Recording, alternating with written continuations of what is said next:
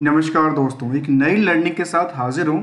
और आज की जो हमारी लर्निंग होगी उसमें कुछ नई कंपनी के स्टॉक की चर्चा नहीं करेंगे, एक पुरानी स्टॉक की चर्चा करेंगे जो स्टॉक में फिलहाल कुछ ऐसा रिएक्शन देखने को मिला है जो खास करके जैसे पीएसयू सब के सब पिटा हुआ नजर आया था, ऐसे यहाँ भी सेम रिएक्शन हमें देखने को मिला कि एक लंबी गिरावट के बाद मार्केट में एक नई ऊंचाइयों के लिए तैयार होती नजर आती है। इसका नाम है प्रोटीन। पहले बेसिकली एनएसडीएल के नाम से मशहूर था। एनएसडीएल ई गवर्नमेंट्स टेक्नोलॉजी के जहाँ पे पेन कार्ड वगैरह अप्लाई हुआ करता था और पेन कार्ड के लिए मेन पर्पस था। उसको लेकर के आजकल कंपनी का नाम प्रोटीन हो गया। और प्रोटीन कंपनी क्या करती है, तो कहती है ये हम पेन एक तो सबसे पहली बात है कि इनको आईटी कंपनी के तौर पे देखा जाता है। दूसरी तरफ कहती है पेन एप्लीकेशंस जो आती है जो कि इनकम टैक्स के तो काम है, गवर्नमेंट की मैक्सिमम काम जो है वो गवर्नमेंट के लिए यही कंपनी कंपनी कामकाज करती है। और तीसरी बड़ी बात, ये जो कंपनी है वो कंपनी एनएससी जो कि नेशनल स्टॉक एक्सचेंज लिमिटेड है उसकी ही सब्सिडरी कंपनी के तौर पे थी। आज भी ये किसके अंदर देखने को मिलती है, इसमें सबसे ज़्यादा किसी कंपनी की होल्डिंग दिखती है तो वो एनएससी की होल्डिंग दिखती है, जो ऑलमोस्ट कह सकते हैं कि 20% की होल्डिंग एनएससी इन्वेस्टमेंट लिमिटेड के पास ही रखी है। और सबसे ज़्यादा होल्डिंग इन्हीं के पास देखने को मिला। अब इन कंपनी के पास गवर्नमेंट के अलग अलग आईटी से रिलेटेड कामकाज है, चाहे वो यूटिलिटीज़ बनाने की बात किया जाए या फिर पेन बेस को लेकर इनकम टैक्स में देखा जाए या फिर उससे रिलेटेड जितने कामकाज है उस पर कंपनी का कामकाज है। जहाँ कहती है सोशल सिक्योरिटीज वेलफेयर को लेकर के, जहाँ सीएसआर है और एनपीएस को लेकर कंपनी का कामकाज है। और साथ में सीआरए फॉर द एपीवाई के लेकर के, अटल पेंशन स्कीम को लेकर के और नेशनल पेंशन स्कीम को लेकर देखा गया।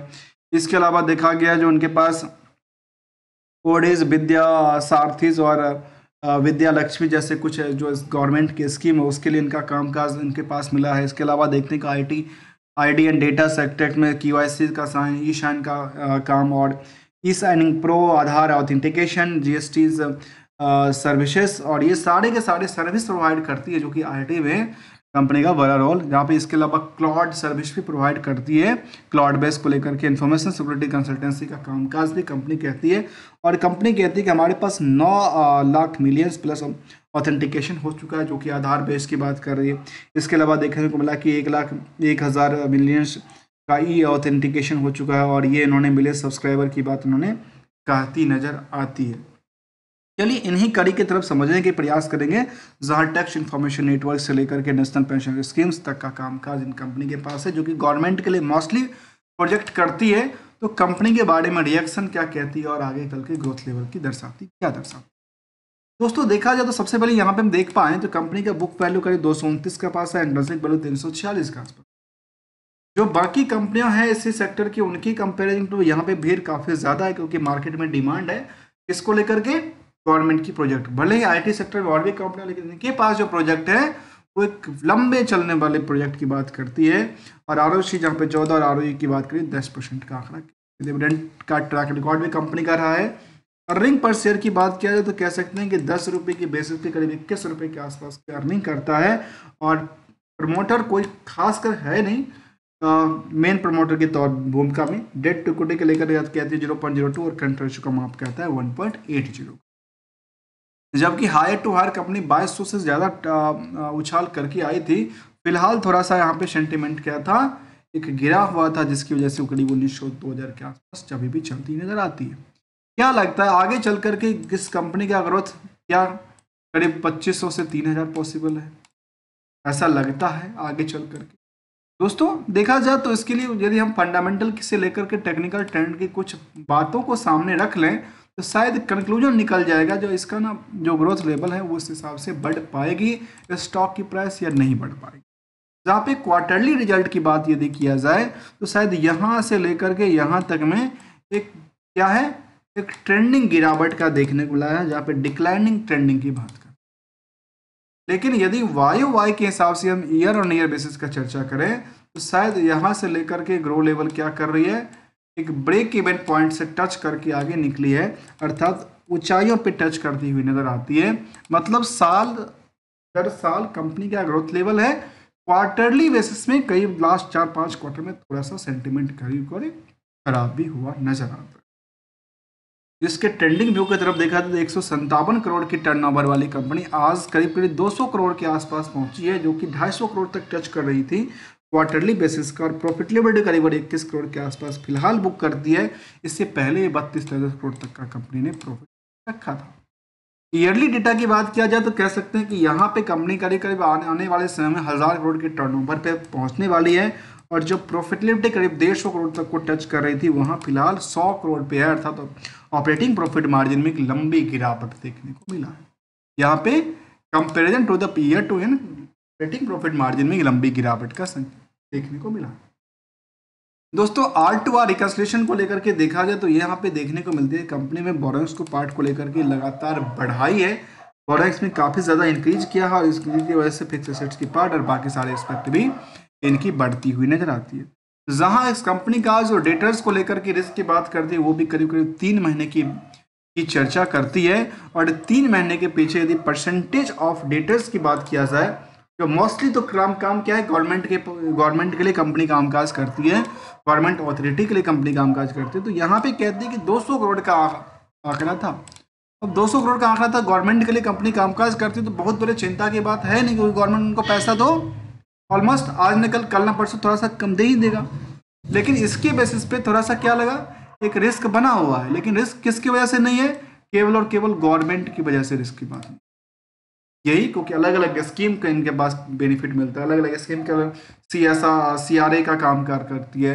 इसके अलावा देखा जाए तो कंपनी के पास और भी ढेर सारे IT से रिलेटेड कामकाज कहती है, यहाँ पे क्लाउड सर्विस में देखा जा सकता है, IT और डेटा स्टैक में इनके पास काफ़ी सारा काम, इंफॉर्मेशन सिक्योरिटीज़ को लेकर कंपनी काम करती है, और प्रोटीन इंटरनेशनल भी कंपनी कामकाज करती है, इंडिया से बाहर भी इनके पास कुछ काम धंधा चलती है, और ऐसा उन्होंने आंकड़ा दिया है।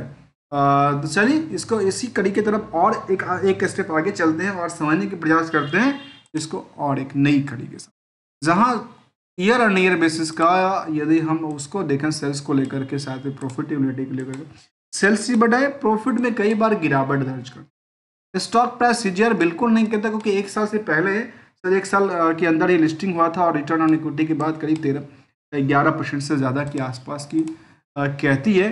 तो चार्ट लेवल पे यदि हम देखा जाए तो पहले एक कब से लिस्टिंग हुआ था इसका, अभी रिसेंटली नवंबर में लिस्टिंग हुआ था। नवंबर के बाद मार्केट ने सोचिए एक छोटी सी परत से लेकर के ऊंचाइयों तक पहुंचा था, पहली वजह। दूसरी, दोबारा मार्केट ने क्या किया, सेम रेंज के आसपास आकर खड़ी हुई, फिर यहाँ से चलना चालू किया। तो सोचिए यहाँ से लेकर के यहाँ तक मार्केट की कितनी लंबी उछाल बनाई थी। कहाँ 1000 रुपये का शेयर मार्केट में कहाँ पहुँच गई थी, मार्केट पहुँच के चली गई 2000 से ज़्यादा का प्राइस। तो सीधा सीधा देखा जाए तो यहाँ से 100% की क्या बनाती है, प्रॉफिट बनाती है।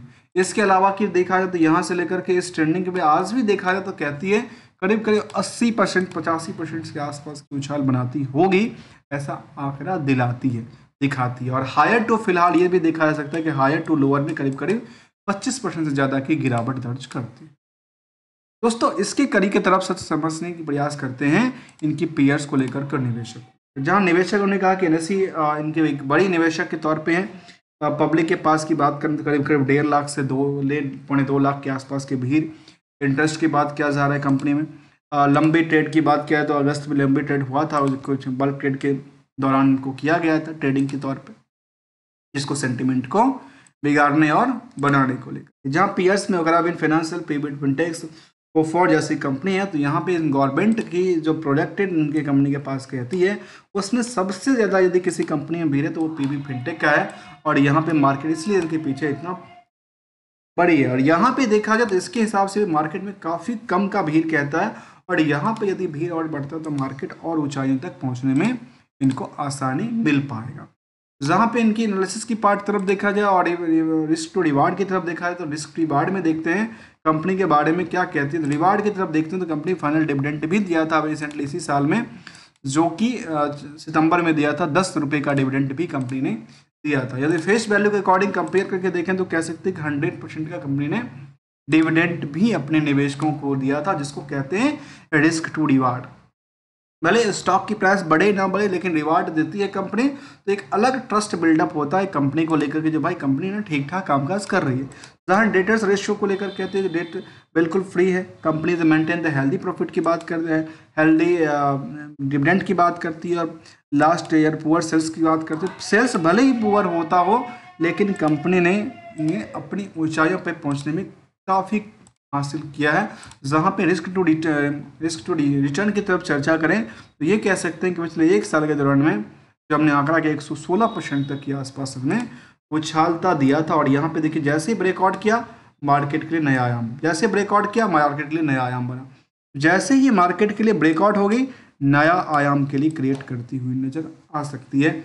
और इसको दोस्तों हमारे साइड से, चाहे सरकारी कंपनी हो, प्राइवेट को हो, मल्टी बैगर हो या पेनी स्टॉक हो, हमारे साइड से किसी भी कंपनी को लेकर के, ना कोई स्टॉक को लेकर के रिकमेंडेशन और एडवाइजरी की बात शामिल नहीं है। Only as a learning point of view से हम इसको समझते हैं, जहां पे कंपनी स्टैंडअलोन डेटा के बेसिस पे operating profit margin, net profit margin में दोनों तरफ से क्वार्टर ऑन क्वार्टर बेसिस पे उछाल क्रिएट करती है। और कंपेयरिंग द सेल्स, यदि अभी रिसेंटली बात किया जाए तो करीब करीब एक YTD में लास्ट 6 महीने में 58% के आसपास के लिस्टिंग प्राइस के बाद की बात उन्होंने रखा, जो कि 58% यहाँ से उछाल किया है। दोस्तों इसके बाद हम समझने के प्रयास कर रहे थे चार्ट को लेकर के, जिस हिसाब से ग्रो लेवल बनी थी। फिलहाल जिस तरह से सबके सब पे जो कंपनियां थी PSUs को, और जो बाकी कंपनियां थी वहाँ पे इस तरह के सेंटिमेंटल बने थे, जहाँ पे एक लंबी गिरावट के बाद मार्केट दोबारा सस्टेन करने की प्रयास में लगा है। और इंटरेस्ट की पार्ट ये है, जो यहाँ पे निवेशक इंटरेस्टेड नहीं है इसको बेचने को लेकर के।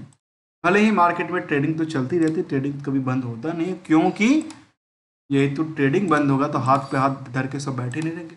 हमेशा कोई ना कोई एंट्री करता है, हमेशा कोई ना कोई एग्जिट करता है। एक गोल्डन रूल भी हमेशा कहता है, और गोल्डन रूल्स के बारे में क्या कहता है उसको समझना जरूरी होता है। वो गोल्डन रूल हमेशा ये संकेत देता है कि भाई जब मार्केट में खुद की फाइनेंशियल रिस्क के अकॉर्डिंग आप देखते हैं, मान लेते हैं यहाँ पे जिन लोगों ने यहाँ पे आकर के रिस्क लिया, 20% 30% तक रिस्क उन्होंने झेला, और रिस्क लेने के बाद उन्होंने लंबे पीरियड के लिए झेला, उनके लिए लंबी क्या हुआ, लंबे पीरियड में लंबे पैसे बने। और यदि वही रिस्क के अकॉर्डिंग देखा है तो रिस्क सेक्टर को हिसाब से उन्होंने तोड़ दिया, तो फिर क्या हुआ, उनके लिए रिस्क बना नहीं, फिर दोबारा एंट्री करके दोबारा मार्केट के लिए ऊंचाई पे चलने के। तो दो तरह की चीज़ें हैं, कंबाइंड देखना चाहिए कि टर्म अकॉर्डिंग कितना चल रहा है और आपकी एक्सपेक्टेशन के अकॉर्डिंग कितना चलता नजर आता है। हमने दोस्तों समझने का प्रयास किया। मिलते हैं कुछ नई कंपनी के साथ, न्यू स्टडी के साथ, तब तक के लिए enjoy and thank you so much for joining.